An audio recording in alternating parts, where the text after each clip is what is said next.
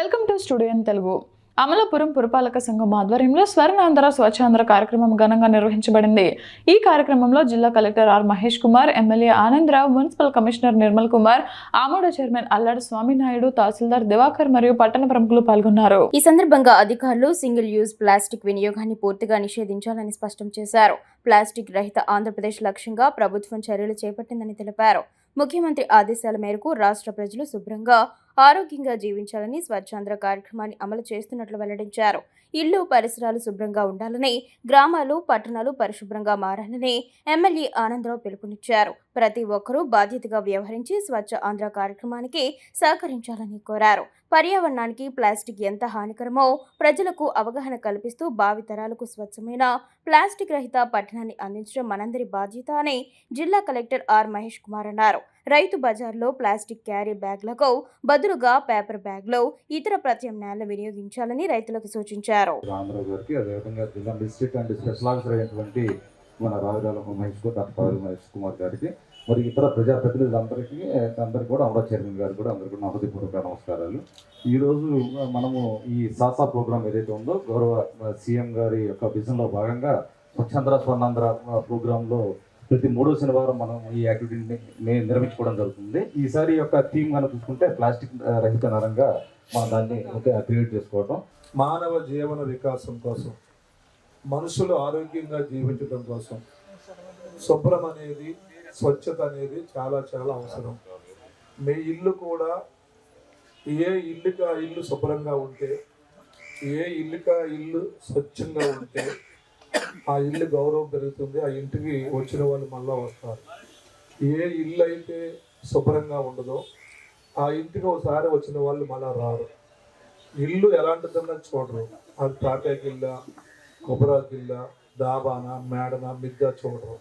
వెళ్ళిన ప్రదేశం శుభ్రంగా ఉందా లేదా, ఆ ఇంట్లో మనుషులు శుభ్రంగా ఉన్నారో చూస్తారు.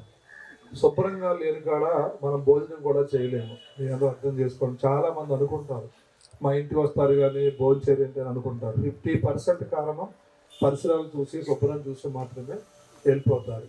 అందుకే ఇల్లు ఎలాగున్నది కాదు, గుడిసైనా పర్వాలేదు, మేడైనా పర్వాలేదు, శుభ్రంగా ఉండాలా, స్వచ్ఛంగా ఉండాలి. అలాగే ఈ శుభ్రత లేకపోతే, స్వచ్ఛత లేకపోతే అది ఇల్లు అయినా కానీ, రాష్ట్రమైనా కానీ. మనము ఈరోజు ఇక్కడ అమలాపురం పురపాలక సంఘ పరిధిలో ఉన్నటువంటి రైతు బజార్ నందు మనకి ఈ ప్రతి నెలలో 3వ శనివారం ఎటువంటి దాంట్లో స్వచ్ఛాంధ్ర స్వర్ణాంధ్ర అనే ప్రోగ్రామ్ను మనం నిర్వహించుకోవడం జరుగుతుంది. దాంట్లో భాగంగా ఈరోజు మనకి ఇచ్చిన థీమ్ అయితే ప్లాస్టిక్ రహిత స్టేట్గా ఇవ్వడం జరిగింది.